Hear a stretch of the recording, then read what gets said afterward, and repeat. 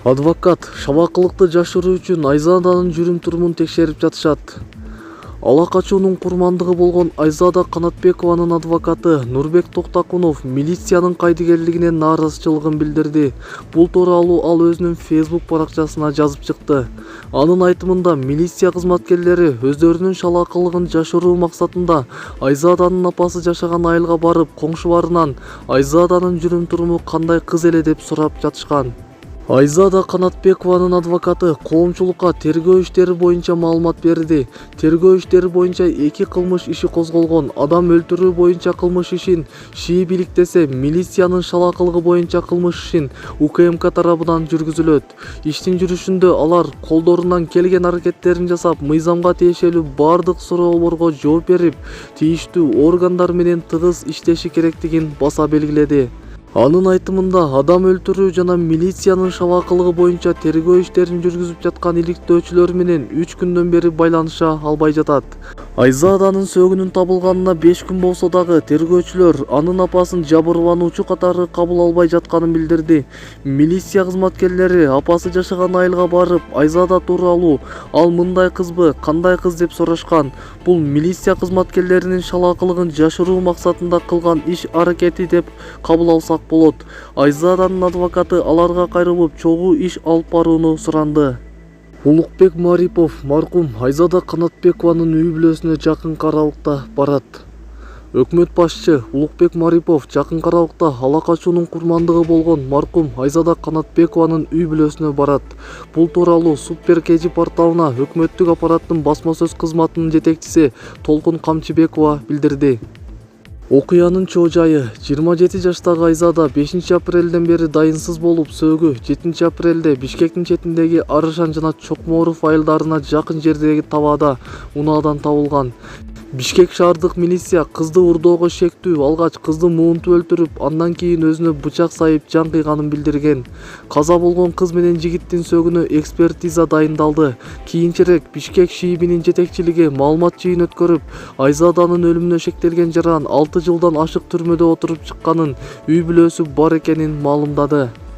Алгачкы маалыматтарга ылайык, Айзаданы Бишкектеги Тыныстанов менен Медеров көчөлөрүнүн кесилишинен белгисиз адамдар ала качышкан.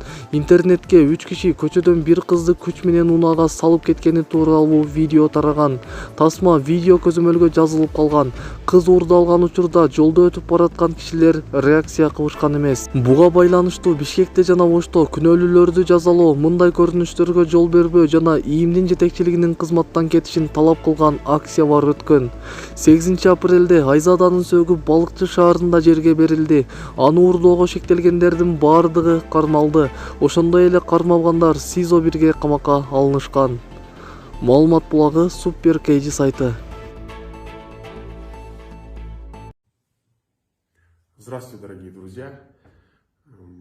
Я адвокат Нурбек Токтакунов, являюсь адвокатом Айзады Канатбековой. Как вы знаете, ставшей жертвой, убитой похитителем и ставшей жертвой милицейской халатности и вот такого снисходительного отношения милиции к похищениям женщин.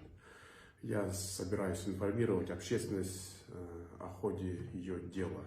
Отдел по ее убийству сейчас 2, то есть непосредственно дело по убийству находится в производстве ГУВД города Бишкек. И дело по ее халатности, по моей информации, оно находится в производстве ГКНБ. Наш подход при ведении этого дела будет таким. Мы будем прилагать все усилия, чтобы взаимодействовать со следственными органами, с правоохранительными органами. И в соответствии с законом будем ставить вопросы перед ними.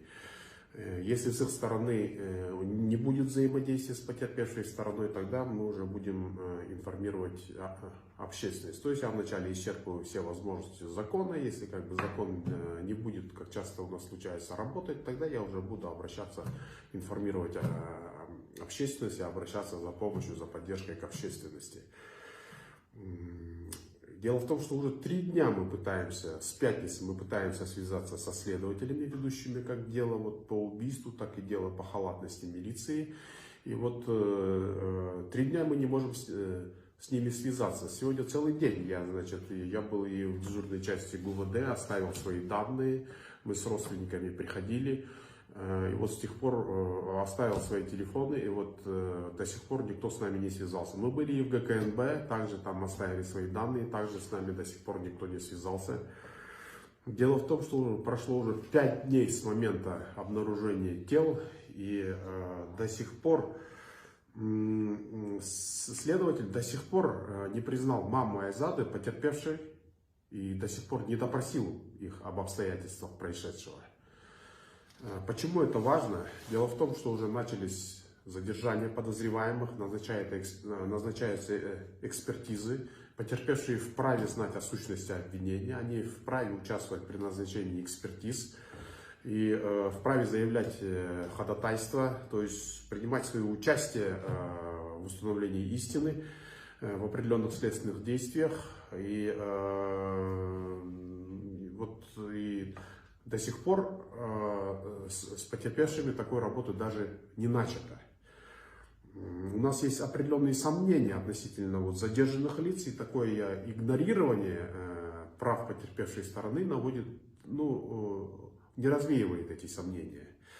Вот чем пока занимается милиция, насколько мы знаем, что милиция, причем не по месту совершения преступления, а по месту жительства мамы Айзады Канатбековой, она уже после обнаружения тела ходит по соседям и спрашивает, а не такая ли она сякая девушка. Хорошо соседи ее хорошо знают, что это порядочная девушка, да, они просто их посылают к чертовой матери. Кроме того, они приглашают на разговор родственников и предлагают им различные компромиссы, чтобы они помалкивали о халатных действиях милиции. Вот чем пока занимается милиция. А чем они занимаются по делу, мы не знаем, потому что они этим занимаются как-то кулуарно, да, не информируя потерпевшую сторону. Мы понимаем там вопросы тайны следствия, да, но мы потерпевшая сторона, мы тоже заинтересованы в тайне следствия по большому счету. Поэтому я отсюда обращаюсь к следователям, ведущим дело по убийству, ведущим дело по халатности милиции. Давайте работать по Уголовному процессуальному кодексу. Давайте соблюдать права потерпевших и мои права как адвоката. И давайте работать на взаимоуважение. Я жду вашего звонка с следователей. Спасибо за внимание. Всего хорошего.